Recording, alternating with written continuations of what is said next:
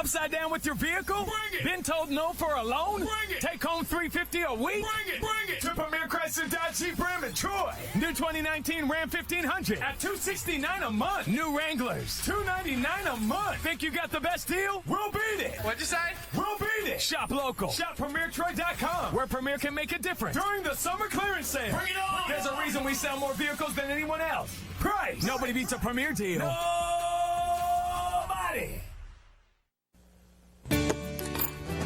Have you seen an increase in your insurance premiums or significant change in your insurance coverage? Let Sandbeck Insurance offer you a better plan to suit your business or personal needs. Sandbeck Insurance offers many lines of insurance, whether it's home, farm, or auto insurance, work comp, business, or health and life policies. Sandbeck is here for you. Call or visit our Troy, Enterprise, or Andalusia office today. Sandbeck Insurance, where we take pride in taking care of your insurance needs. Troy Cable Security Wi-Fi doorbell camera allows you to answer the door from your smartphone when you are at home, at work, or on the go. When a visitor presses the button, Troy Cable Security sends a live video feed to your smartphone so you can see, hear, and speak to the person at your door. With the doorbell camera, you can have your porch light turn on automatically when it detects motion at night to create the appearance that someone is at home. You can view video clips so you can always know who stopped by when you were out. Troy Cable Security. You love them, protect them. Locally, Premier Chrysler Dodge Jeep Ram is donating $200 per vehicle sold now through October to the Pike Medical Foundation. We're fighting cancer one car at a time with you at Premier Chrysler Dodge Jeep Ram. Shop at PremierTroy.com. Nobody beats a Premier deal. Nobody. Come from. Good morning and welcome to Today in LA. I'm Mike Amos, hoping that you're doing well this morning. We're coming to you from our studios on South Grundy Street in Troy, Alabama. That's Troy, Alabama. And we're on Facebook across the country, across the world. So over 2 billion people have access to this show live on Troy Cable. Isn't that right, Brother Camp? And it's pink day, too. I'm wearing my pink sweater. Troy broke another record high yesterday in this horrible, crazy heat. I think it was 96 degrees yesterday in Troy. And it was a record high? Yeah, record highs all over the state. At 97 in Birmingham, I think 98 in Montgomery. I mean, it's one of the craziest Septembers on record as far as heat. Unbelievable as far as people going to football games. I mean, they were showing the field in Tuscaloosa against Ole Miss, and it was reading 110 degrees on the field. I can't imagine how hot it was in Troy on the turf. I tell you, no question about it, and you're exactly right. If it was that, I'm surprised they kind of stop more of these games for heat timeouts. Yeah, you know, if it was 110 on grass, just think what it would have been on artificial surface. No question about it. Yeah, I mean that's what I was wondering on the field turf. Of course, Troy falls again in heartbreaking fashion. They got to find a way to start games better.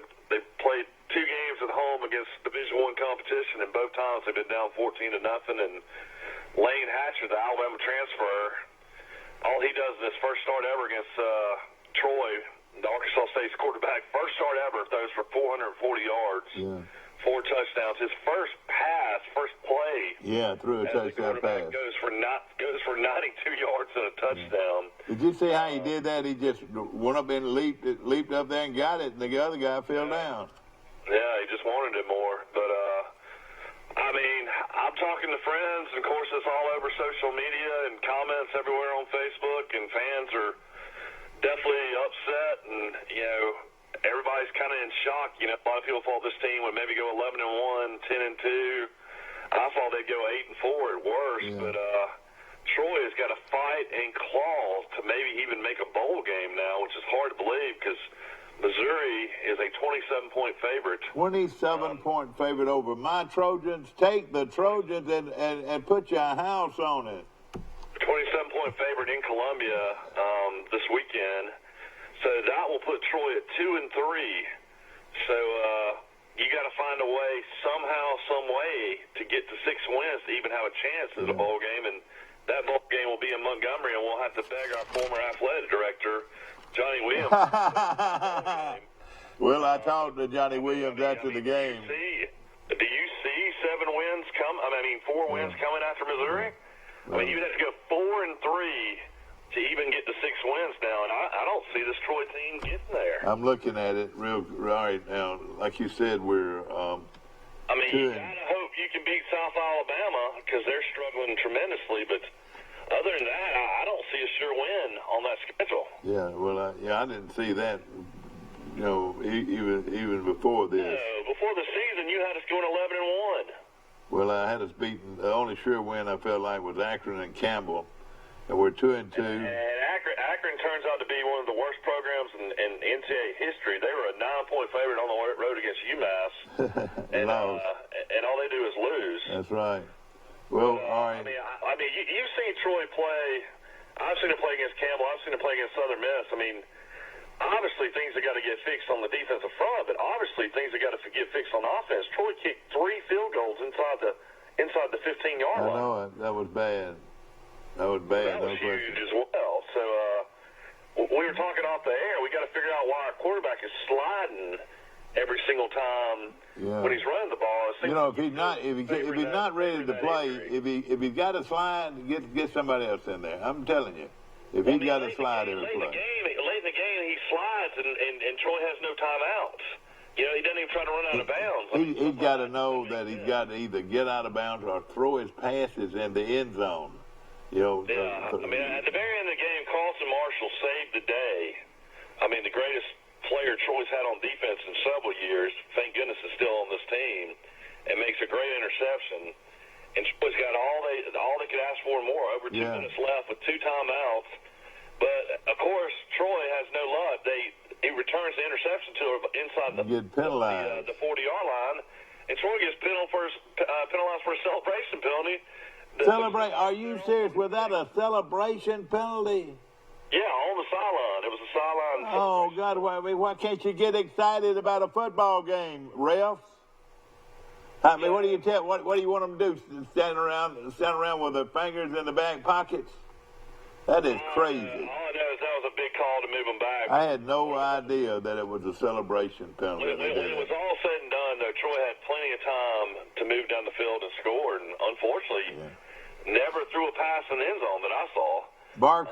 Barker had been impressive, but he was not impressive in that situation or on any of those those opportunities inside the red zone. You know, he did not play the red zone very well at all. Well, I mean, the biggest issue Troy has is defensively, though. I mean, you can talk about Barker all you want. Now, Chip Lindsey has been a play caller all his life, and was play caller. Oh, I'm not. Listen, I'm not. I think Barker's a great quarterback, but he made some bad decisions at the end of that game. Yeah, I mean, you hear Coach Lindsey's press conference, and he's still, happy with his team and happy with his players and the effort, and thinks that offensive line played well, and that he saw some good things on the defensive side of the ball, and you just can't make comments like that when you're getting beat 50-43. I mean. Well, I'll tell you this: the opposition. A friend of mine was over there on the sideline. He heard this through the officials, and over there on that side said that they had been around as many profane people as Arkansas State. Boy, he said they wanted it bad. I mean, they wanted it real bad. And let me just tell you the way it looked to me. And I love Troy like nobody else loves Troy. I'll just say that right now. But, they were a much more physical-looking football team than we were. Their nose guard was eating us. I mean, our guy did a good job, hanging in there. But, boy, their nose guard weighed about 350, Mike. And we couldn't block him. Big number 92. He got hurt one time. The whole section over the loudest applause I'd heard the whole game was when he went down. But you know what? Next play, he was right back in there. Yeah, not Neil, but Chip Lindsey's done a good job calling plays. I mean, he's always scoring more points right now, and they scored under Neil. I know, no question. Offensively, but it's just defense. We talked about Brandon Hall. He was a co-defense coordinator at Jacksonville State. That's his only experience as being a defense coordinator. So when you're a co-defense coordinator, did he call the plays? That's something I don't know. That's something I guess somebody from Troy would have to tell you. Well, who is he? Called the plays when he was there or not. Who is the co-defensive coordinator now? It's another guy that came down from Jacksonville State. Now Hall is or no, Bam Harmon, I think is maybe co-defensive coordinator. But see, Brandon Hall's, your defense coordinator at Troy, but his experience as co-defense coordinator at Jacksonville State for 4 years. But when you're a co-defense coordinator, that doesn't necessarily mean you made the calls. Yeah, so exactly. I'd be interested to know who actually made the calls at Jacksonville State when he was there. I mean, if this is his first experience making calls, that's a huge factor. You're exactly right, Mike. I was looking at the schedule right now with 2-2, and that Campbell game doesn't count. Now, that's another thing. Playing that 1AA, you're not going to get anything counted there. So, well, I mean, that's what I told a buddy. I said, man, I think you got to get to 7 wins to maybe even get to. Yeah, that's right. And the 1AA was going to be 5, but I don't know. Maybe they count that 1AA win. I don't know. I don't know how that works. But of course, they lost to Southern Miss. Looked like a really good crowd there too. It's sandwiched in between Auburn and Alabama. That's pretty good. Well, it was a good crowd, and I was telling somebody on Saturday, I'm seeing people that I've never seen before. I mean, that's what I like, seeing people that you've never seen before. They're coming and enjoying the games, and I tell you, Brent Jones and his staff's done a great job of getting them in the stadium. But we've got some great games coming up. But let's take a look at Troy right now. They're 1-2, or 2-2 if you count the 1AA victory. Yeah, I mean you count the victory, but I mean. Okay, I would love to say victory, but wait, Missouri is playing. It's going to be hard. So, like you said, Troy could be 2-3. Right out of the chute. Troy's going to be 2-3. This Troy team has no chance against Missouri. Let's just wait a minute. I'm flying out there, Mike. I'm spending your good-earned money to fly out there. I mean, I'll just say this Troy team defensively could not. If they hold Missouri to 40 points, that would be a miracle. It would be a miracle. Is our defense that bad now? There's no doubt they're that bad. I mean, you think if Southern Miss can put 47 and Arkansas State can put 50, of course, one of those touchdowns doesn't count on the defense because, Barker just fumbles the guy, scoops it up and runs it in for a touchdown. So, I mean, Missouri is got an offense, and they're big and physical and strong, and Kelly Bryant's playing really well at quarterback. I mean, this game, they're going to at least get into the 40s. I mean, I'd be shocked if they're not in the 60s. Yeah. Of course, our quarterback has played well, and he passed for how many yards? He's played well, but he looks like he is favoring that knee. He does not. He sure does. He's not the run threat that I thought he was. I mean, he's still hurt, I'm sure. If you watch the games, you can tell that he wants to go down. He don't want to take contact. I know, that wasn't like him before then, and understandable. It's understandable. Let's say this: right now we'll be 2-3 after Missouri. If we lose to Missouri, then we'll. And where are you going to see the victories? I see South Alabama at home on that Wednesday night because you got 11 days to get ready for that one. But all right, that would go 3-3, and then at Georgia State, I like Troy at Georgia State 4-3.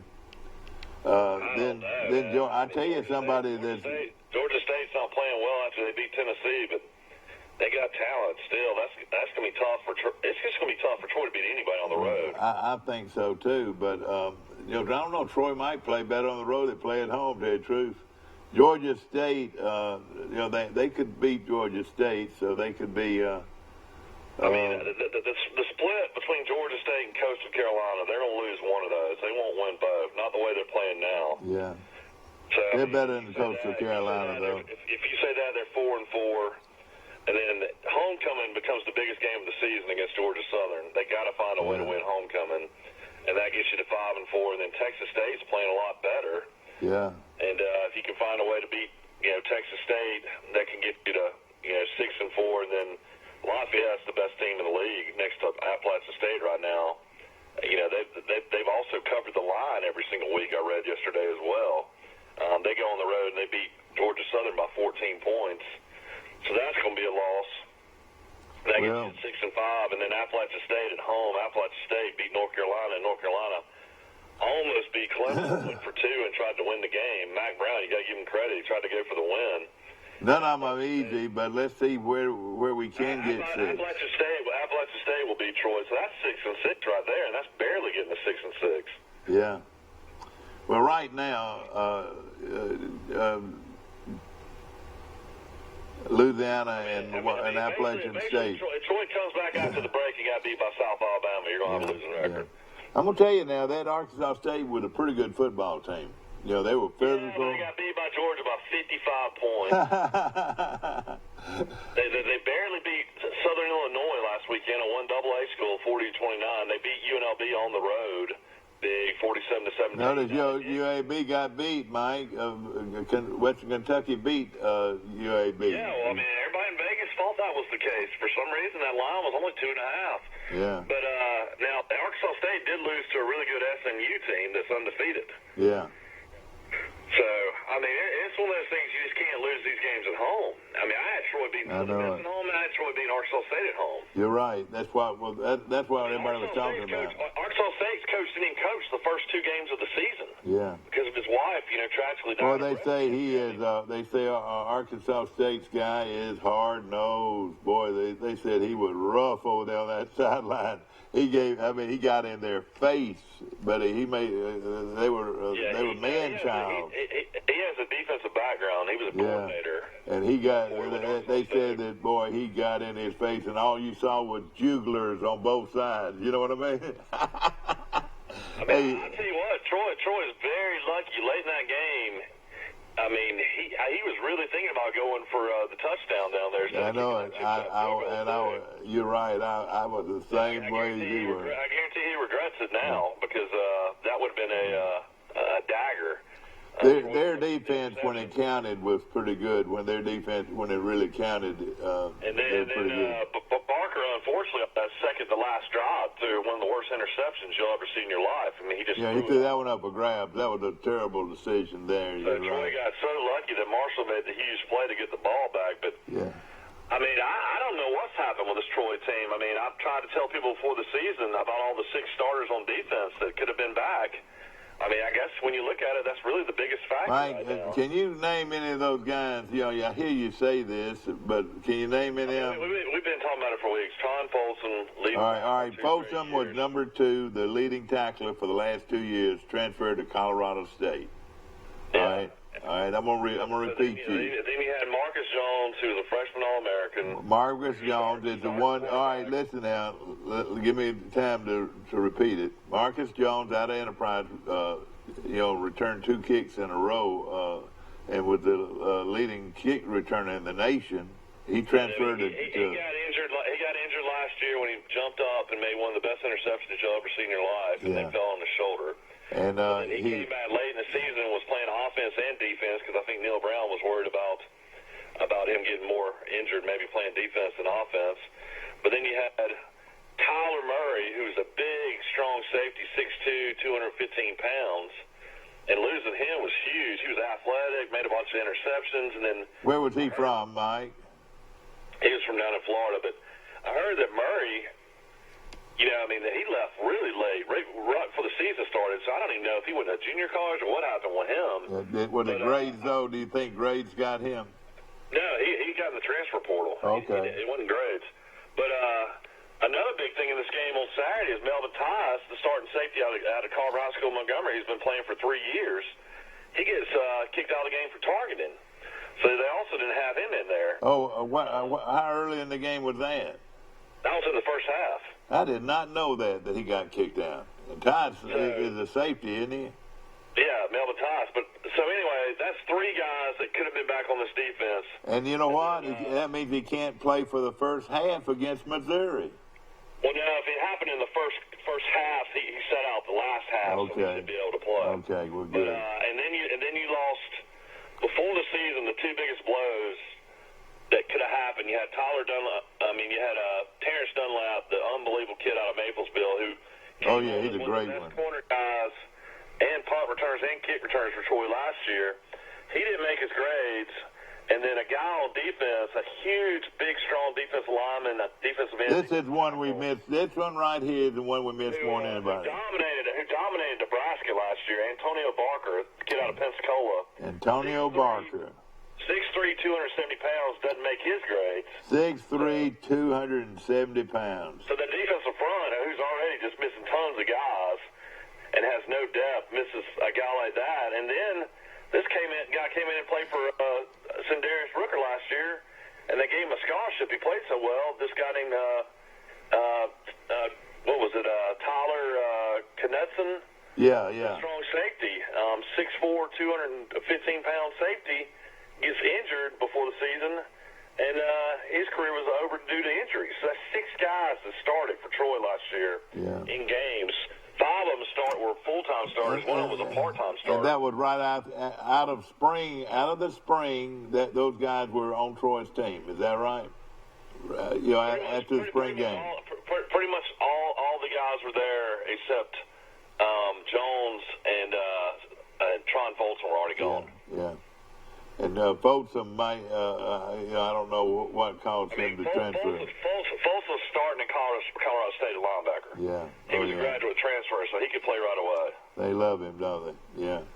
Look, Colorado State's awful, too. Well, that's some information that, now, I'm not positive if all of that's correct, but you seem pretty positive about it. Is that right? Well, I know 100% about all of it. I know that they didn't make their grades. All this has been put on social media. Yeah, I got you. Well, it has sure hurt Troy as far as their pass rush. Dunlap is still with the team. I saw him on the sidelines in a jersey and street clothes. I'm not looking at the stats, but Barker threw for over 500 yards, didn't he? Over 400. How many yards did he throw for? 367. Oh, okay. 367. And Troy also rushed for, close to 200, didn't he? I've got all the stats if you want me to go over them. Yeah, do that if you will. Yeah, Troy had 28 first downs. 28 first downs. You ought to win a game. If you got 28 first downs, you ought to win the game. Go ahead. Let's see. So. What was the time of possession? Do you know?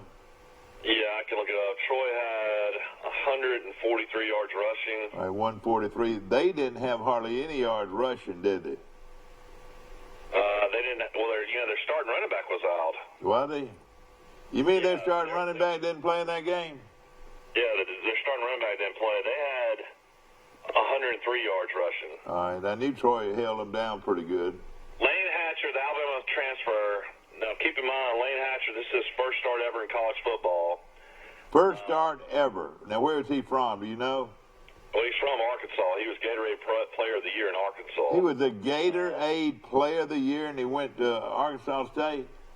He went to Alabama. Oh, went to Alabama. That's right. Yeah, went to Alabama. Alabama signed him as insurance if Jalen Hurts transferred to have an extra quarterback on the roster. Okay. Of course, he never played at Alabama, never came close to seeing the field. But, his first start ever, he goes 25 for 35 for 440 yards and 4 touchdowns. Oh, God. Interceptions. Oh, God. Another huge play in the game is he throws interceptions. Will Southern, our huge cornerback, 6'4", jumps up, intercepts the ball at the 1-yard line in the fourth quarter. So Troy's getting the ball back and go back and take the lead, and all Troy does is hand it off to D.K. Billings, so he gets stuffed in the end zone. I know it. That was huge. You're right. So that was a huge part of the game. Troy, though, has really found something amazing, though, in that Geiger kid at wide receiver, number one. Number one, yeah. By far, Troy's best wide receiver. He's also a good kick returner, too. But Arkansas State had 455 yards passing. Troy had 367. Yeah, this was the guy's first start ever as a college player. Exactly, yeah, because the starting quarterback got hurt against Southern Illinois and is out for the season.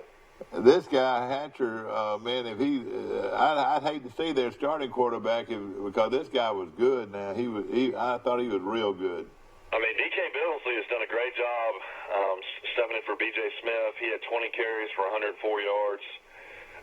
Barker had 33 yards rushing. Troy basically didn't even play the running back, Trayvon Wolfork, who played pretty good against Akron. He only had 2 carries for 7 yards. you know, when it's all said and done, I mean, Troy just couldn't convert enough times in the red zone. Too many short field goals, and that cost them in the end. Well, I tell you, it was a tough one, and we just got to bow our necks. And, of course, go ahead and give me who's going to win this game. All right, Missouri. You say Troy's going to lose that game. I mean, they're 27-point underdog. All right, they'll be 2-3 if they lose to Missouri. Then they're going to be... Do you really think this Troy team, I mean, you watched them, you really think they got enough on defense to stop Missouri? Well, I'm going to tell you, they're going to have to start making big plays and not giving up such big plays. I mean, like you said, it was 14-0. This is what. It was 14-0, and they had not even taken a snap from center except for the first play of the game. This is what's so shocking and alarming if you're a Troy fan. So Southern Miss had 3 different wide receivers go for over 100 yards against Troy's defense. 3 different guys over 100 yards. Arkansas State had over three different guys go over 100 yards. That was amazing. That number 9. Let me tell you something. You're gonna really you might freak out when I tell you this. That number 9 is going to play on Sundays, buddy. That wide receiver, he was really, really good. He caught passes for over 200 yards. But his name's Omar Bayless. Mike, he could play for anybody, including the University of Alabama. That Bayless could play for anybody. You're really telling me a guy from Arkansas State could start ahead of the 4 Alabama guys? That guy is that good. That Bayless is that good. Alabama's got the 4 top receivers in NCAA history. Everybody in the stadium knew they were going to throw to Bayless, and they still threw to him. He's big and strong, Mike. He's about 6'4". They say little. I mean, and he weighed about 200. You know. So Kalen Geiger leads Troy with 8 receptions for 111 yards. He had 1 TD. 31 was. Where's Geiger from, Mike? Where's his? I think it's from somewhere in Texas. Reggie Todd really had a bounce-back game, played great, 4 catches, 100 yards, along a 44. Trey Eford caught 3 passes for 46 yards. They need to get him involved more. He's real fast. I know that. He's real fast. The kid out of New Hope had his best game in his career. Brett Clark caught 5 catches for 43 yards and 1 touchdown. Caleb McLean caught 4 for 32. Luke Whittemore had a really, really quiet game, and he had been playing really well, and he caught 4 for 20. But I don't know if you remember, you might have been walking around, but Barker drops back, flips it to Billingsley. Billingsley flips it back to Barker on a flea flicker. Whittemore is wide open by 10 yards, and Barker throws it over his head. Yeah, I saw that. Yeah. That was a sure touchdown right there that didn't happen. Yeah. Barker did not play his best game, and there's no question about it. Well, his numbers were really bad, 34 for 57, so that means 23 incomplete passes. Yeah, and we're throwing every down. And, let me just tell you this. If we're throwing every down, those guys rushing the passer are having field days, buddy. That's what they want. They want to – you've got to run the ball enough to keep those guys from just attacking you every time. Well, I mean, I feel like Troy ran the ball enough, though. I mean, Troy ran the ball 10 times. Yeah, how many times did they? Not 10 times, but I mean 22 times is what DK ran. Yeah, what was the possession time? Do you have that? Yeah, I'll have to look it up. On defense, so Troy was led. This is good for the future. Del Pettis, a kid out of North Alabama, a freshman, pure freshman, led Troy with 10 tackles. He's a cornerback. That's not good when a cornerback has to. I know it. What number did he? Carlton Marshall, Mr. Everything for Troy, had an interception, a fumble recovery, had 9 tackles. Kevin Nixon had 7 tackles. Will Cholo had 6. Jaquez Dunmore had 6. Another defensive back. Juwan McDowell had 5. Will Sutherland had 5. So this is horrible to see this many linebackers and cornerbacks making all these tackles. Well, let me ask you this, a real personal question. How many points will Missouri have to score to beat Troy, though? I don't know, man. You know Troy's not going to be able to move the ball on Missouri like that. Wait a minute, you don't think they can move the ball on those Missouri, those Yankees? You don't think they can move the ball against those Yankees? I think Missouri was a Confederate state. I think they were sort of a somewhere in between? Yeah, in between. I'm cutting up there, ladies and gentlemen. I apologize. But what I'm saying, our guys ought to be faster than their guys, Mike. Don't you think? I don't know. I mean, you get some pretty good athletes. I mean, everybody's getting kids out of Florida. Yeah. I don't know. I wouldn't think that. Another big thing in the game is too. Arkansas State has 13 penalties for 140 yards and still wins the game. 13 penalties. That's the kind of man. Hey, this guy that was telling me about the sideline over there. Oh yeah. Did you know they had 5 personal foul penalties? Golly. And still won the ball game. 5 personal foul penalties. Time of possession was a wash. Arkansas State had 30 minutes, 18 seconds. Troy had 29 minutes, 42 seconds. So that's basically almost. You watched it from home. Did everybody see the people? I was very impressed with the crowd. I thought the crowd looked good. I watched it on ESPN Plus down there. Of course, we had a lot of people over at the house, and I was watching the tail end of Alabama. I mean, Alabama, we didn't even talk about that yet, but Saban's got to be furious. They gave up 279 yards rushing against Ole Miss. Oh, man. Ole Miss scores another late touchdown against Alabama with about 5 seconds left, so it should have been, 59-24 instead of 31. But Alabama didn't even come close to covering the line of 38. Of course, Alabama is number 1 this week. Alabama's number 1. It's not like they were just, unbelievable. I mean, offense was unbelievable. I mean, what DeMonte Smith did was incredible. I mean, 5 touchdown catches Alabama as a record. I mean, he had over 200 yards receiving just in the first half. And he's a little skinny guy, Mike. He is a little guy. Yeah, but he's all muscle there, man. He's a lot stronger than people think. Would you say he weighs about 170 pounds? How big do you think he is? About 170? Yeah, he's probably at least 190. Is he? Rush got hurt in the game, and he had to go to the medical tent. A lot of people thought he might be out for the season. I mean, it looked like his knee, but they say he's got a really bad hip pointer. Oh, boy. So, Alabama, I mean, Tua, right now, the way that offense is going right now, it's scary. I mean, if they really put the foot on the pedal and were aggressive the whole game, I mean, Alabama could easily score 80 points on teams. Yeah. Well, they've got the skill players to do it, no question about it. All I can say, to me, I mean, the scariest team right now, and I never thought I'd say this. Of course, they got to go to Florida this weekend, and they're 3-point favorite at Florida, but Auburn looked just like scary good against Mississippi State. Yeah. Now, Mississippi State might be really bad, but Auburn, I mean, you talking about going out and dominating a team and putting them away. Auburn just killed Mississippi State. Yeah. Well, another thing, too, about Auburn is they're physical. That's what they had to do to catch up. That's what everybody's got to do to catch up with Alabama and Clemson is put some real physical guys up front that'll just hit you in the mouth and stand you straight up. Their defense is just grab you and stand you straight up and make a play, They stuff them. But, the word stuff.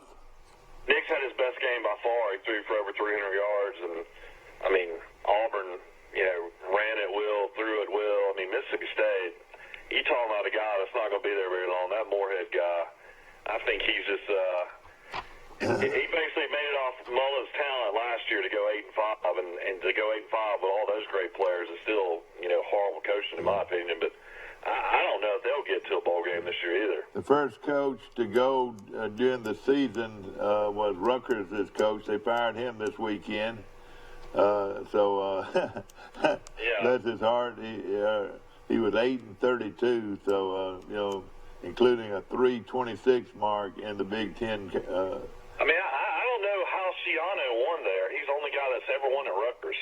Yeah, I know it. You're right. And this guy's name was Chris Ash, and he's gone. But like you said, Alabama got scored on at will. What do you think about? I mean, that Ole Miss quarterback was like shades of Pat White under Rich Rodriguez. I mean, he was just running. I mean, up the gut. See, that's listen. That's the kind of. Alabama could not stop the guy on the first couple series. It was unbelievable. Well, let me just tell you this. That's what makes, if you're going to score and do well against Alabama, you need a running quarterback that can run out of trouble. There's no way to defend it because you're trying to cover, pass routes and all that, and he's running everywhere. that's what happened. He was able to run, and any quarterback that can do that is going to be successful against Alabama. And this Plumlee kid at Ole Miss, I mean, he has to run a 4.4, but he's also a great baseball player. He's the starting center fielder in baseball. Oh, is he? Yeah, so he plays both sports. Well, he wasn't even the starter at the first of the year, was he? No, Corral's been the starter. He was hurt and didn't play against Alabama, but this kid's better than Corral. I thought they had a Hawaiian quarterback, Mike. Well, Corral, I don't know if he's Hawaiian. I mean, he was the one that got hurt against Cal. Yeah. Of course, Cal turns around and loses to Arizona State at home, so they're not undefeated anymore. But my lock of the day was Utah against Washington State. I told you that on the show, and they destroyed Washington State. They sure did. No question about it. Of course, we're talking to Mike Amos from Grayton Beach, Florida this morning, and you like to call in and make a comment. Of course, Mike, they're going to bury my good buddy today, Mike Lott, former Troy University pitcher, and of course, it's a great citizen in this community, and of course, his dad and mom were good friends of mine, and Mike was, and Mike played on the 1980 Charles Henderson team that won the state championship in 1980, and then he was an outstanding baseball player. He went down to Dothan and played 2 years under the former New York Met coach down there. And then he came back and, of course, was a very successful businessman and great Trojan. In fact, Mike, he and his family gave a lot of money to Troy's baseball program. In fact, the building there is named after the Lotts. Jerry Lott, of course, his father, and then Mike comes around and supports him, and as a former player, and he was a great guy. If you knew him, you loved him. I mean, he everybody loved Mike Lott, and yeah, I mean, my favorite times being with Mike were definitely at hunting camps and just hearing stories. I mean, he was just really, really down to earth, great guy. I mean, I've got a lot of buddies that were really good friends with him, and I mean, everybody's just heartbroken. I mean, if you go on Facebook and see all the tributes to Mike, it's just really just unbelievable, the amount of people that loved him and cared about him, and thoughts and prayers go out to that family. And I'll tell you something about him. I'll tell you something about him. I think everybody that knew him knew that he had some problems, some things that he inherited, and he knew he wasn't, he had some problems, and that he just praised the Lord that he lived as long as he did, and married Kathy, and when he married Kathy, it just turned his whole life around, and we're talking about. Yeah, I mean, he definitely had some health issues that, unfortunately, he had to battle throughout his whole life. Yeah. Well, I tell you what, he played at Troy as a pitcher, and of course, everybody that knew him, loved him. They loved to play golf with him. They loved to go hunting with him. He's just a wonderful guy, and we're going to definitely miss him. And I was out at visitation, and it was just really awesome. The people and the crowds that were out there, and again, our prayers and thoughts that go out to the family, and Kathy Chance, you were a wonderful wife, and he loved you so much, and I tell you, Mike was a great Christian. Mike, he just turned his life around, and was a great Christian and a strong member of the First Baptist Church in Troy, and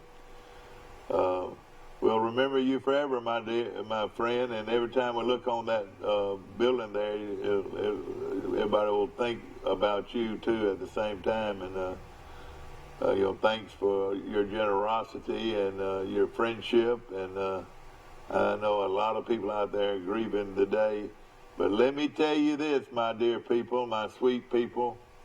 He's in heaven with the Lord Jesus Christ. Mike is definitely sitting at the right hand of Christ, and we'll all join together, and one day, if it's the Lord's will, through faith and grace. We'll be back after these messages.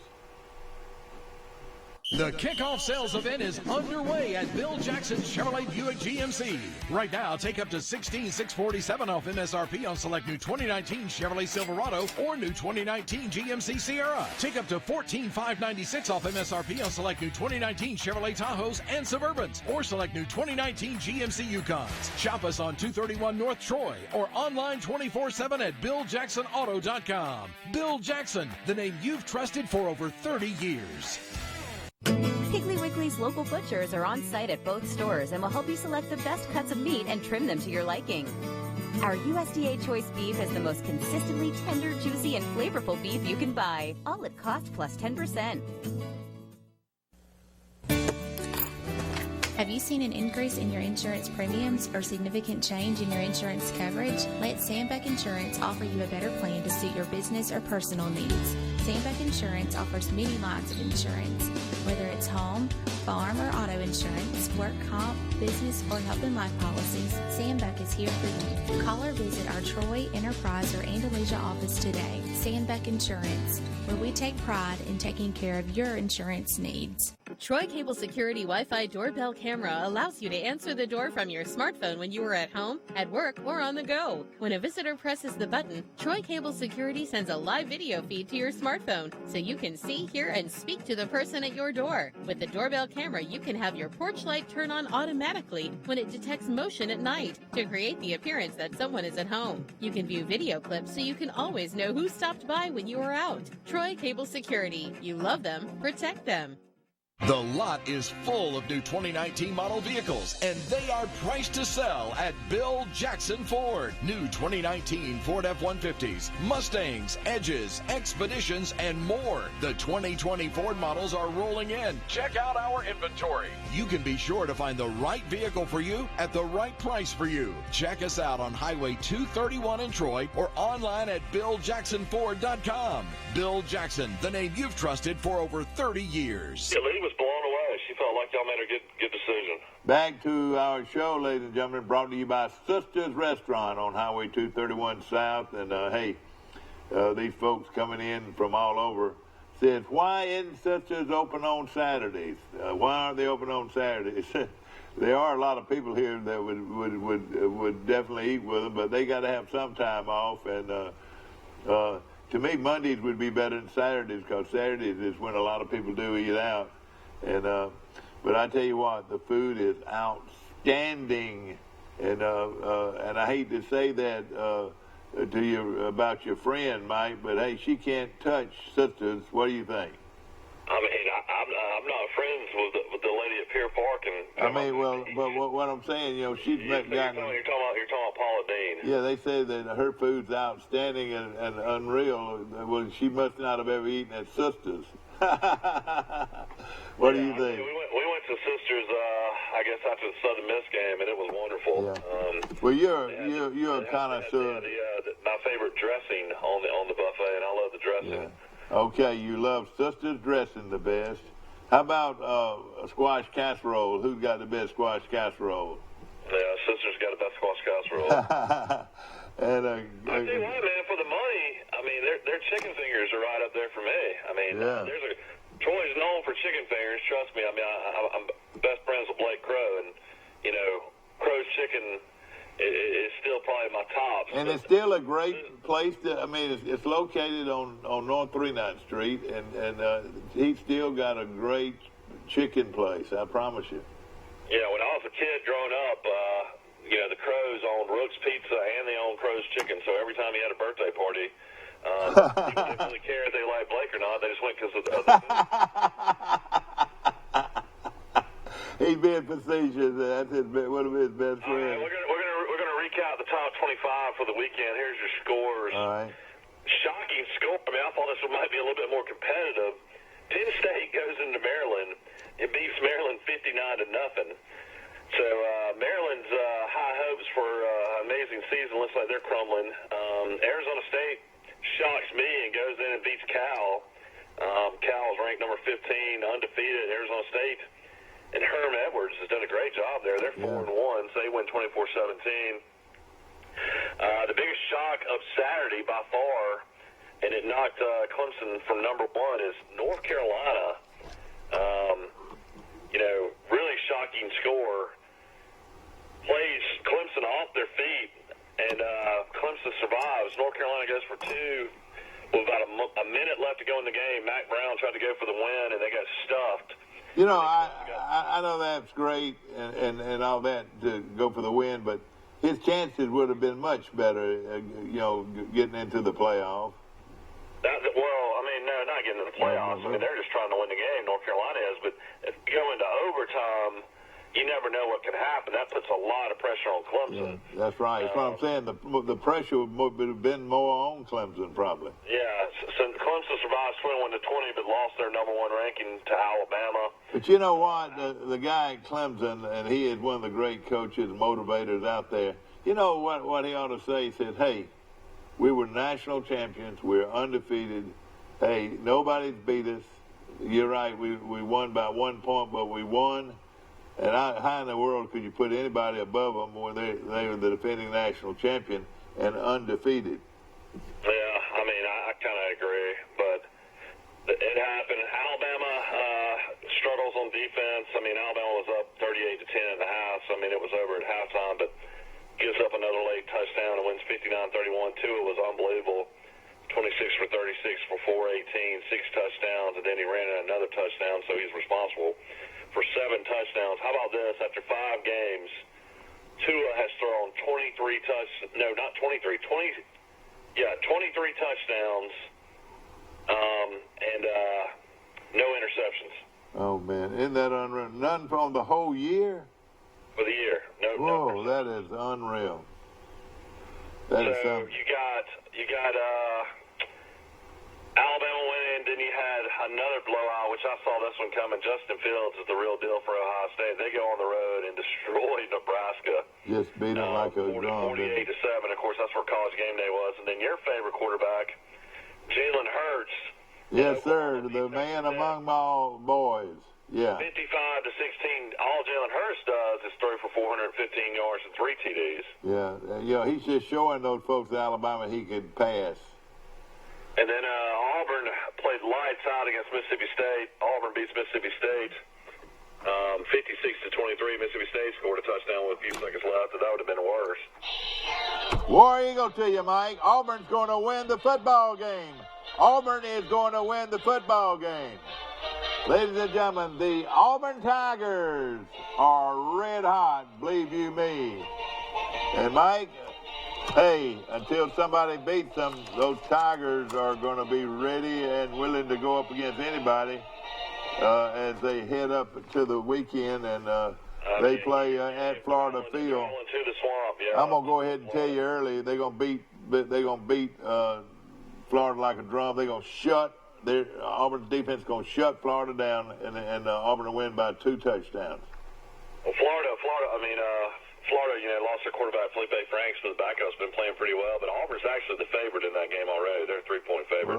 At Florida, they're 3-point favorites. Yeah, that's correct. Bo Nix had a great game against Mississippi State. He was 16 for 21 for 335 and 2 TDs, so his best game ever.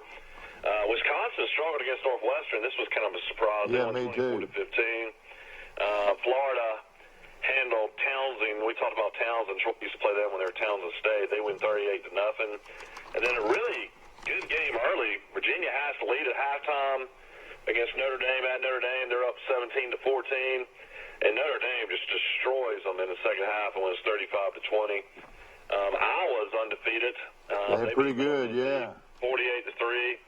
And then Washington's probably the best team in the Pac-12. They beat USC 28-14. I'll tell you right now, Iowa and Washington are 2 teams that I don't think you'd want to play. And then the game I mentioned as my Blue Plate special, my lock of the week was Utah bounces back and beats Washington State 38-13. Michigan beats Rutgers 52-0.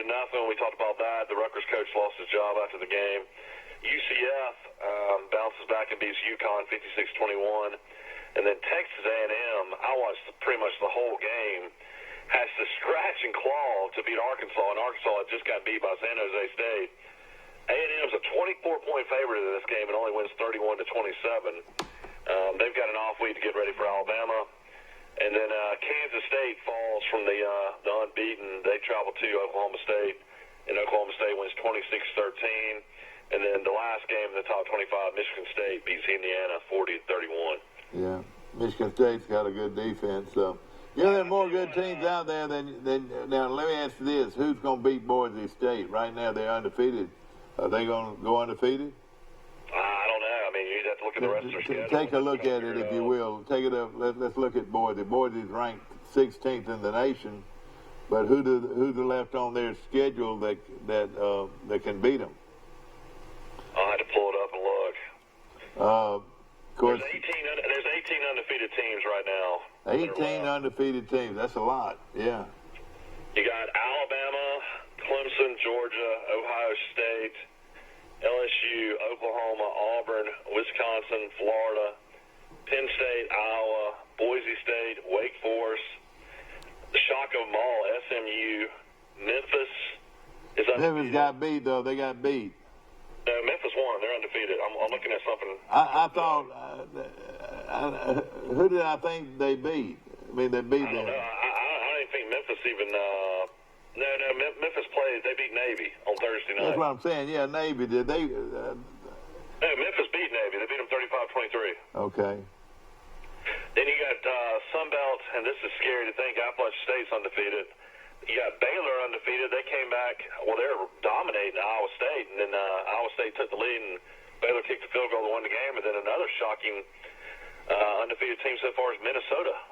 Oh yeah, that's right. What was that score in that game? They won 38-31 at Purdue. Oh man, you're right. There's some good teams out there. Iowa is a team that's big and strong, and so is Washington, that's big and strong. And don't forget about Oregon. They've just lost. Those teams all have one loss. And Penn State's pretty good. These are all pretty good teams now. Texas is pretty good. We might have more good teams out there now than we've had in a while. And UCF, who I don't know anybody wants to play them.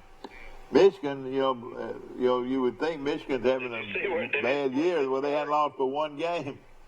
Did you see where Pittsburgh, they beat UCF in a great game and came back and won in the last seconds, and Pittsburgh had to come back and beat Delaware 17-14. The Ducks.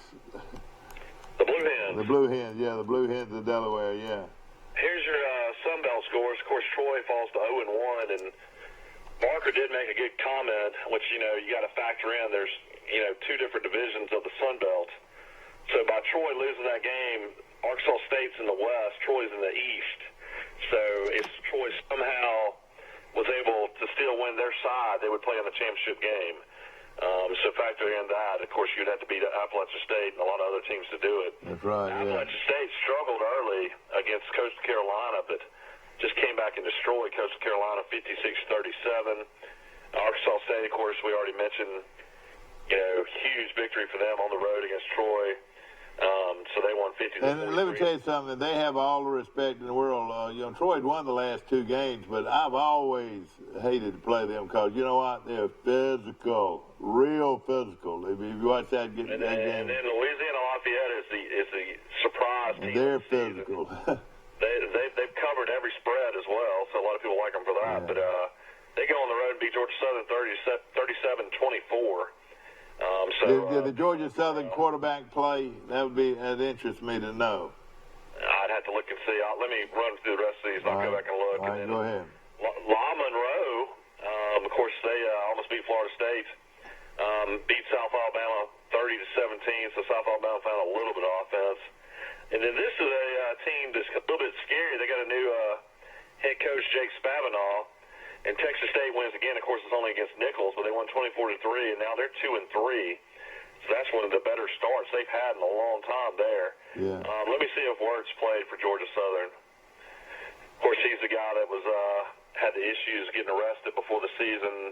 And he makes the difference in them winning and losing. I mean, he's that good. He is back as a starter, so he was. All right, so he did play. 6 for 12 for amazing 37 yards passing.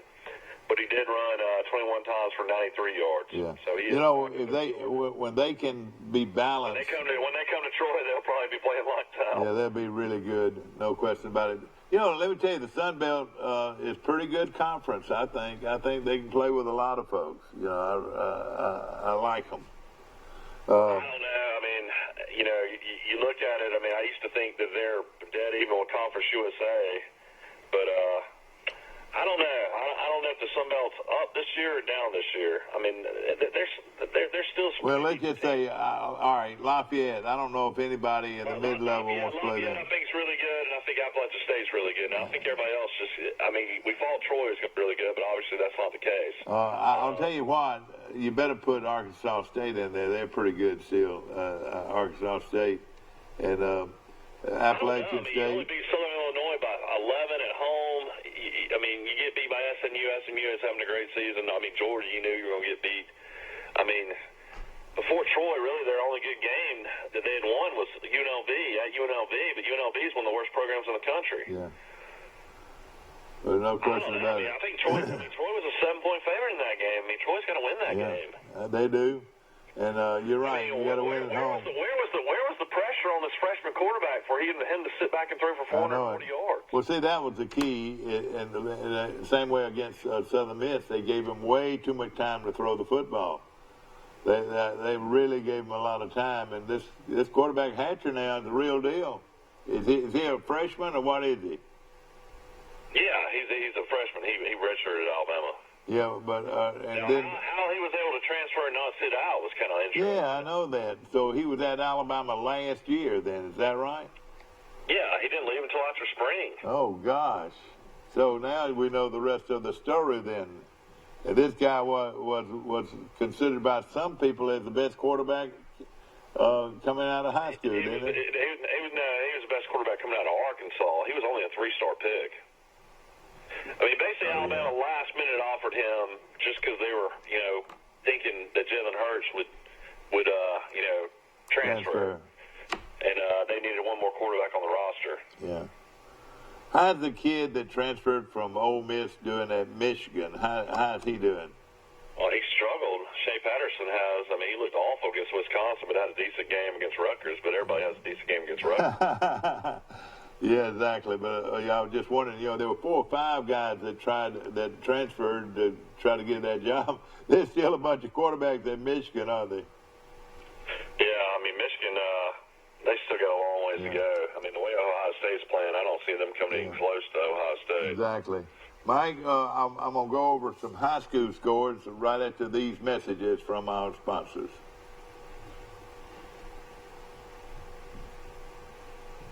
Appreciate James.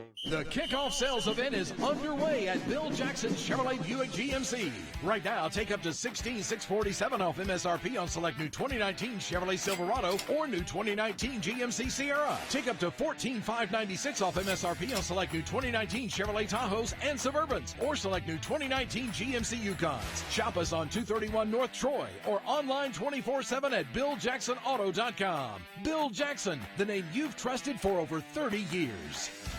Piggly Wiggly's local butchers are on site at both stores and will help you select the best cuts of meat and trim them to your liking.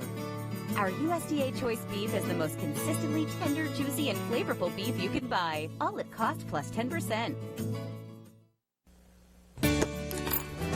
Have you seen an increase in your insurance premiums or significant change in your insurance coverage? Let Sandbeck Insurance offer you a better plan to suit your business or personal needs. Sandbeck Insurance offers many lines of insurance, whether it's home, farm, or auto insurance, work comp, business, or health and life policies. Sandbeck is here for you. Call or visit our Troy, Enterprise, or Andalusia office today. Sandbeck Insurance, where we take pride in taking care of your insurance needs. Troy Cable Security Wi-Fi doorbell camera allows you to answer the door from your smartphone when you are at home, at work, or on the go. When a visitor presses the button, Troy Cable Security sends a live video feed to your smartphone so you can see, hear, and speak to the person at your door. With the doorbell camera, you can have your porch light turn on automatically when it detects motion at night to create the appearance that someone is at home. You can view video clips so you can always know who stopped by when you are out. Troy Cable Security. You love them, protect them. The lot is full of new 2019 model vehicles, and they are priced to sell at Bill Jackson Ford. New 2019 Ford F-150s, Mustangs, Edges, Expeditions, and more. The 2020 Ford models are rolling in. Check out our inventory. You can be sure to find the right vehicle for you at the right price for you. Check us out on Highway 231 in Troy or online at BillJacksonFord.com. Bill Jackson, the name you've trusted for over 30 years. No commercial the whole time? Yeah. I was reading all that. Yeah. Thank you. Back to our show, ladies and gentlemen. And of course, Mike Amos joining us from Drayton Beach, Florida this morning. I tell you what, man, I'm almost sad. I mean, I feel like I need to go outside and do a rain dance. I don't think it's rained here in like a month. I mean, this is unbelievable. Your lake, is it got any water in it? I mean, the beaches are finally just, beautiful water again though down here. So if anybody's wanting to go to the beach, it's just clear as can be. But it's so crazy. The fall breaks down here. Everybody from Atlanta's down here with their kids. Yeah, you're right. There's Fall families break. running around down here. You'd think it's summertime down here. I tell you what, those people that own businesses have to be thrilled to see all this. It's year round down here. I never thought when I moved down here in March that there would still be this many people down here at the beach and the restaurants and all the different things to do down here. I mean, it's still just slammed. Yeah. Mike, I want to mention a few things. What happened to our guy in Kentucky? How did he do this week? Well, I mentioned during the break he got hurt late in the game, which we definitely hate that for Sawyer, but he put up really bad numbers again, and South Carolina just dominated Kentucky. His life as a Kentucky quarterback is probably gone. Don't you agree? Well, they don't have any choice. Terry Wilson, the starting quarterback, gets hurt, and he led them to 10 wins last season, and Sawyer Smith had them winning against Florida. All they got to do is make that field goal, and he's probably going to be carried out of the stadium. Probably, attacked on campus the next week. But thank you. Unfortunately, it didn't happen, and then he loses to Mississippi State, and just didn't even show up against South Carolina. South Carolina dominated Kentucky. I'll pull up his stats here. Defensively, they shut him down, didn't they? Yeah, Muschamp. Yeah. Yeah, we'll pull up the SEC stats as well. Of course, we mentioned, pretty much a lot of the games. There were a lot of teams that were off, but South Carolina had to get that win, and I thought they were going to get that win. In fact, they were going to have a hard time being bowl eligible, weren't they? Yeah, here's your SEC scores. We mentioned Vanderbilt survived against Northern Illinois 24-18. So here's the stats from the game. South Carolina won 24-7. Sawyer Smith, the Kentucky quarterback's numbers, as my computer slowly pulls up. This is his numbers, which are his QBR ranking was a 3.6, which is probably the lowest you'll ever see. Sawyer Smith, the Troy transfer, 11 for 32, 90 yards, and he averaged 2.8 yards of completion. Oh, boy. And interception. So that's some of the worst stats you'll ever throw. I got a feeling they're probably going to go with somebody else. They're probably going to have to. I think he got injured. Yeah, okay. He also ran 4 times for negative 34 yards. Oh, gosh. Oh, so, man. Tough night for Sawyer Smith. Yeah, I know, and that's not good for Troy's reputation either. Well, it has nothing to do for Troy's reputation. He was a backup quarterback at Troy. Anybody would know that. He played 8 or 9 games for Troy. Only reason he came in, though, is because the starter got hurt for Troy. Yeah.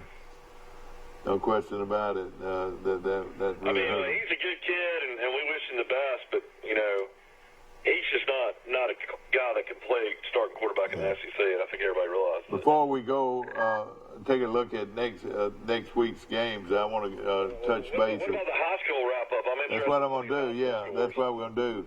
Auburn beat Mount. These are just games in our area and games that are sort of interesting to us in 7A. Auburn beat Minor 49-50. To 20. Central Phoenix City continues to win. They beat Park Crossing 31-7. Prattville beat Wetumpka 31-13. Prattville starting to come back. Vestavia bounces back after losing to Mountain Brook. Beats Shade Valley 27-0. Our guy, Mike, that used to be the principal at Chase Valley is now down here. Is that right? Yeah, he's principal at Robert E. Lee High School. And we're talking about Antoine Marsh. Antoine Marsh, the great nose tackle, is at Robert E. Lee. He'll do a great job there. I tell you what, he left a nice school at Shays Valley. That's an interesting move. I don't know why he made that one. Yeah. Well, I'll tell you this, in 6A, Dothan, the new school at Dothan beat Enterprise 47-9. What's wrong with this Enterprise team? They look like world beaters against Charles Henderson. I know it kind of scares you. I mean, apparently they're not a very good football team, but they scored 50 points against Charles Henderson. Yeah, Charles Henderson was off this week. Eufaula beat Alma Bryant 55-21. That was in our area. Russell County, you know, they were terrible at one time. Well, they beat Barber County 70-0. Stanhope Elmore beat Smith Station 20-17. In 5A, Jasper, the new school in Jasper, beat Central of Clay in overtime, 2 overtimes, 35-34 in that game. Briarwood Christian beat Hartsville 21-10. What about local? Did Arrington win? We're going to get you that. We'll go to 2A right now and fill you in on that. Arrington did win. They beat Slocum 41-29. He got them rolling, buddy. Arrington's on a roll right now. Other games in 2A, we've got a strong 2A area here. Daleville beat Strong. GW Long beat Elba, so that was a game. All right, I'll get to it if you'll let me here. Daleville beat Strong 55-35. Fife, the number 1 team in the state, beat Plainview 35-0. Goshen Eagles, Mike, are red hot. They beat Georgiana 55-8. And then GW Long is also red hot. They beat Elba 46-35. And listen to here, our guy at Highland Home beat Verbena 60-0. So Highland Home's playing very well. Will Townsend's got Highland Home really good. They're 2A. And then Luverne's lights out at 2A. So yeah, and Luverne beat a good Brantley team 47-14, and most all of those points were scored in the fourth quarter, tied up going into the fourth quarter. And Luverne caught fire. New Brockton beat Cottonwood 19-10. Some other games in 2A, Reeltown beat Maplesville 33-21. Reeltown must be really good. Zion Chapel, Mike, wins again. They beat Kinston 34-30. So congratulations to them. Yeah, I mean Zion Chapel's gotten to the point they're beating the teams they're supposed to beat. Of course, they're still getting beat, blown out by teams they're not supposed to beat. But he's doing the best he can there. That's a hard place to win. And Randy, I was there when he started as a coach, and I think he won 2 games his first year. And last year he won 5. So I mean, if he can get to 5 wins again. He's a guy that if he can win 5 games at Zion Chapel back-to-back years, that's a guy that could probably coach a lot of places. Yeah. Let me tell you this: 1A Lynette beat 4A Hanley of Roanoke 20-15. That's saying something right there. Yeah. And that was a big win for Lynette. They're tough, I tell you, no question about it. We're looking at some of these scores. In 3A, Pike County, the Bulldogs beat Abbeville 18-12. That was a very good game. Providence Christian, Kenny Keith's team, beat Dale County 27-13. Here's the big shocker here. T.R. Miller, Bruton, upset Hillcrest Evergreen 31-21. So looks like T.R. Miller's coming back. Hey, T.R. Miller's got the former Maplesville head coach. Oh, yeah, that might make a difference there, you reckon? Yeah, I'll tell you that. I mean, the team, your team of the week's got to be Pike County beat that when they beat Abbeville. That was a huge game. That was. Andalusia beat Opp 48-21 in Andalusia's brand new stadium. Also, I was going to touch on Montgomery Catholic beat Beauregard 41-12. UMS Wright beat Mobile Christian 21-0. They're the top team in that category. And those are some of the high school scores that we wanted to take a look at. You called high school games for about 34 years, and you don't do it anymore on Friday night. Do you ever get antsy on Friday night? Are you having a hard time figuring out anything to do? I'm going to tell you, I haven't missed it at all, and that's sad, isn't it? I did that for so long, but I haven't really missed it. I think my old age is getting to me.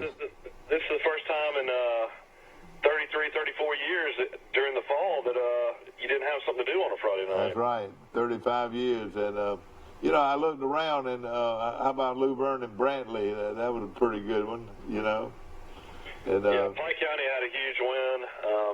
Coach Holland's got Pike County undefeated.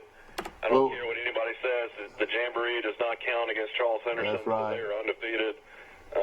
That win does not count for Charles Henderson either. And I'm going to tell you something. About Charles Henderson. They're going to be better. Let me tell you why. Something that... looks like the area is really down. Well, I'll tell you something else, too. And they play Greenville Friday night. It's homecoming at Charles Henderson. Charles Henderson has had several kids to get hurt. We talk about big linemen. And Charles Henderson has been strong on their offensive and defensive line. Has been big and strong. Well, those guys now are playing on the offensive side. They've had to take defensive guys, 6'2", 6'3", 300-pounders, and put them on the offensive side. So they've put those great. They got a guy named Geis, Mike, that's a junior. Most all of these. Yeah, I saw him. Yeah, most all of these kids are juniors. And let me tell you, they put him at right tackle, and they put a couple of more of those guys. So now they're playing their best players at one time. Pike County has been doing that for years. They never substitute. They play both ways, and that's why they're so good. They play their best players every Friday night, and regardless of where they're playing. Pike County, they have no choice but to play guys. I know it. 20 guys. And I think the coach likes it that way, and they've got a fullback. Trust me, I'm sure he would like a little bit more than 20 players. He probably wants to be in the 30s at least. And I'll tell you another thing. They've got a tailback that runs over everybody, and so he's going to run over these 3A teams. He is an excellent player. His name's Reynolds, and he is an excellent tailback for Charles. And then they've got my buddy's two boys, or one boy and one cousin, I think. You got the Mahan kid. The Mahans, yeah. You got Mahans and you got a Reynolds, so that's about all you need. They've got some players. They really got some players. And it will not surprise me at all if Pike County does not go all the way and win the state championship, because you know what he does? He's got patience, and that's what Wayne Grant had. Wayne Grant didn't care whether or not somebody just went 90 yards for a touchdown on him. He's going to go back and he's going to run 4 and 5 yards a lick. He's going to wear your defensive down. He's going to wear your coaches down on the other team because they want the ball back, and he won't let them have it back. He's got patience. The word patience is every great coach has it. They don't think they've got to do it right then. They're going to run between those tackles. That's all he's going to do is run between those tackles, and he's going to kill the clock, and he's going to beat everybody who plays. And that's why he was a great coach, and that's why our guy. He always had real good defenses too. Yeah, and I tell you what, that man that's coaching them now is also a quality coach. We're going to go give a recap of the National Football League. Of course, games played starting on Thursday night. The Eagles, who had to have a big win, went on the road and beat the Packers, who were undefeated, 34-27. And the Packers had every chance in the world to win that game. I don't know. I don't know if you watched it, but former star UAB running back Jordan Howard had a great game for the Eagles, had almost 90 yards rushing and 3 touchdowns. Oh, man. Of course, Jordan Howard's the guy that ran for 190 yards against Troy one time in the game. You had the Tennessee Titans. They beat the Falcons yesterday 24-10. Derrick Henry, the Alabama great, rushed for 100 yards, so he's having a good season. Patriots stay undefeated, beat the Bills, who were undefeated, 16-10 yesterday. So New England's off to a great start. The Chiefs remain undefeated. Great game against the Lions, 34-30. The Raiders had a big win over the Colts yesterday. Josh Jacobs had over 100 yards all-purpose. The big game of that game, though, T.Y. Hilton didn't play, and he makes all the difference in the world because he's one of the fastest guys in pro football. And is a fabulous receiver. If T.A. Hilton doesn't play, they don't win. Yeah, he played at Florida International and played against Troy several times. Sure did. The Chargers beat the horrible Dolphins. I think the line was 16. They still covered 30-10 at Miami. Phillip Rivers threw for 310 yards. So Miami's probably not going to win a game. Redskins are extremely disappointing. They got 8 guys from Alabama on their roster. Oh, do they? Those 8 Alabama guys aren't doing a whole lot. They got beat by the Giants 24-3. Daniel Jones, the 5th selection overall out of Duke, is playing lights out for the Giants. He's now their great running back is out for the year, I reckon, isn't he? The kid from Penn State? Yeah, he's out, I think, for at least 6 more weeks, they said. He didn't play, and they won. And then surprise of the day is Baker Mayfield plays lights out, and the Browns go and beat the Ravens. The Ravens have been playing really good. Yeah. Mayfield throws for 345 yards, but got a lot of help from the great Georgia running back Nick Chubb, rushed for 165 yards. Mike, have you ever noticed the quarterback, how big and strong he is? He looks like a weightlifter. You talking Baker Mayfield? Yeah, man, he's a big guy, big strong guy. Baker Mayfield had a big day yesterday, and Freddie Kitchens goes to 2-2 as the head coach of the Browns. They beat the Ravens. Shocking news out of Carolina. You know, Cam Newton's out. They brought in Cal Allen, who was the top player in the state of Texas. Went to Texas A&M, lost his job at Texas A&M, ended up finishing at Houston. But Cal Allen is now 2-0 as a starter with the Panthers. They beat the Texans 16-10. Did he go to Tuesday? I thought he went to Wyoming. He went to Texas A&M, and then he transferred to Houston. Oh, okay. But you know, big win for the Panthers. They're 2-0 without Cam. And then the shocker of the day was the Rams and Jameis Winston go in and beat the Buccaneers. Go in and beat the Rams in Los Angeles, 55-40. I know it. Bruce Arians is a really good football coach, and Buccaneers are going to be a lot better this year. Seahawks beat the Cardinals easily, 27-10. So big win there. And then the Bears have a great defense, beat the Vikings yesterday, 16-6. Gardner Minshew, of course, this kid was at Troy for spring, got beat out, goes to junior college, goes to Eastern Carolina. Or East Carolina, plays there as a starter. I think he throws for 2,100 yards. He was Washington State and breaks all kinds of NCAA records last year. And all he is now is, I think, 2-2, but 2-0 as a starter with the Jacksonville Jaguars. They go on the road to beat the Broncos 26-24. The Broncos are 0-4 the start of the season under their new coach. But the big headlines of this game is Leonard Fournette. Everybody remembers the great LSU running back. 29 carries for 225 yards. That's incredible. Oh, boy. But, you know, at one time, that's where he was supposed to be. He was supposed to be a superstar. And then this game last night, you said you were not impressed with Dak Prescott, not impressed with Dallas. But I really was. The backup quarterback for Saints played, and they didn't even score a touchdown, but they beat Dallas 12-10. Huge win in the Dome by the Saints last night. One of the lowest scoring games you'll ever see. I tell you what, and hear this. You can't play. They can't play a game because officials won't let them play.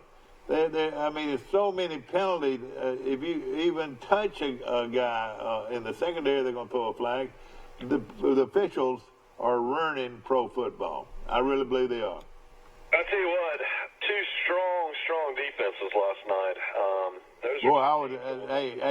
Let me just say this. You're exactly right. If he'd had those defenses, we're talking about Breeze. If he had those defenses 4 or 5 years ago, they would have won 2 or 3 Super Bowls. But they didn't, and that's why they didn't win a Super Bowl. They didn't have a defense. But now they've got a great defense. I'm telling you, they just whipped Dallas, Mike. They just whipped them. I hate to say that about your team. Well, I'm not as big as the Dallas guys I am. You know, when DeMarcus Ware was there, I was a huge Cowboys fan. But let me just say this. I have to admit, living down here, it is unbelievable the amount of Saints fans. You see Saints T-shirts, flags and yards. This is a huge Saints town down here in Grayton. Yeah. You know, there's something that a lot of folks didn't realize is the underdog. The underdog or the home team won. I think they won 9 ball games last night or yesterday, the weekend. The underdog is. You take the underdog every week, you'll win. I guarantee you. I mean, I don't get to watch a lot of pro games like I used to, but I will say I've heard a lot about what you're talking about with the officiating. They say the officiating has been absolutely horrible so far to start the season, where a lot of people don't even like to watch games because there's so many calls made. And you know what? What is the running back going to do when he sees a tackler? He's going to lower his head and knock the devil out of him. But the defensive guy can't do that. If he lowered his head and hit him in the head, then he gets 15 yards and they kick him out of the game. Great news from Mario Addison again. We mentioned he sacked Kyler Murray 3 times last week. He has 2 more sacks yesterday, so 5 sacks from Mario Addison for the Carolina Panthers. Well, I tell you, I'm proud of him. Player is really playing great. He's from, I want to say he's from out here at Tarrant. Is that right? That is right. There's not a whole lot in Tarrant. But I tell you what, those old, hey, Mike, back in the Wishbone days, they had the old rear guys. You remember the old rear guys that played quarterback at Alabama? O'Rear, yeah, played quarterback at Alabama. Coach Bryant used to say he's from out here at Tarrant, not Tarrant, but he's out here at Tarrant. And Coach Bryant really liked him. Jack O'Rear was the quarterback, running quarterback. Of course, Troy University back to the loss to Arkansas State, 50-43. Troy still did not get their other running backs back, so Fry and Woods, are still not back. They need Fry back because he's a game breaker. Coach Lindsey mentioned that hopefully they'd maybe be back against Missouri. I don't know if there was any other injuries throughout the game. Troy had to find a way somehow, some way to slow it down against Missouri. So, I mean, this, NASCAR fast-paced offense of Troy going to have to play more. Well, and I will tell you this. Played against LSU or maybe like they played against Nebraska where they definitely run clock because if you don't, it's going to be a long, long day and you don't want to get in a scoring match because, that's just. See, not only is he a good quarterback, but he's big and he's strong. I mean, this guy's a big, strong quarterback. Oh, yeah. I mean, you're talking about a guy that's 6'4", 220 pounds, can run 4.4. I mean, this guy. When you hit him, he hurts you. When you hit him, he hurts you. I mean, everybody remembers when he beat Auburn 2 years ago. I mean, he made huge run after huge run to beat Auburn. You know what, though? I would. That would be my plan. I would try to shut him down and just try to shut him down, which will be hard to do. And then just don't worry about anything else. Hey, if they put all the pressure on him to make him at least make him throw in a hurry or make him hurry up his game. We also didn't even mention special teams were really bad for Troy. Troy gets a kick block. Sumter just holds on the ball way too long. Get a kick block, just easily blocked, and then. Well, let me tell you what happened. Let me tell you what happened. I mean, Troy also gives up a fake punt. Thank you. Completion for a big first down that kept the drive alive for Arkansas State. So punting game was really bad on both sides. Yeah. Very important for information here, ladies and gentlemen, the time of the funeral and Mike Lott. And again, our prayers and our thoughts with his family. Wonderful family and wonderful guy. Mike Lott will forever be remembered in this town, especially as long as I live and as long as people that knew and loved him. His memory will be forever on this earth. His body will lie in state today at 1 o'clock. The funeral is, 1 hour. The funeral is at 11 a.m. at the First Baptist Church, 11 a.m., and the body will lie in state 1 hour prior to the service. So from 10 o'clock to 11 o'clock, you can visit with the family. But again, it's sad, and but he's with our Lord in heaven, and again, our prayers and thoughts are with the family. So the funeral is today at 11 o'clock from the First Baptist Church of Troy.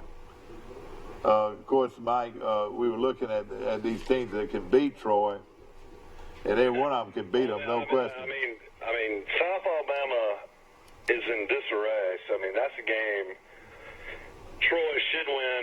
I mean, Troy played this crazy schedule where after they play Missouri, they have 11 days to get ready to play South Alabama on a Wednesday night, so that'll that's help a them. good break, and that should help Troy get some guys healthy, and that's going to be a huge game against South Alabama. So yeah, that turns around. If you get to 3-3, you got to find some way to get to 6 wins. But Mike, I've got to go off the air.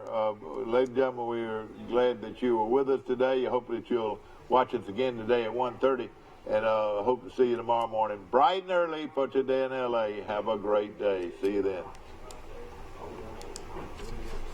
Why are we going off? Halstead is in town, Mike. Halstead is in town. So we're getting off at 8:25. Yeah. Well, no, he said it was 1 minute. You're right. I don't have 8:30 either. But we got Halstead in the crew. We don't want any trouble. We'll get out of here. We don't want no trouble.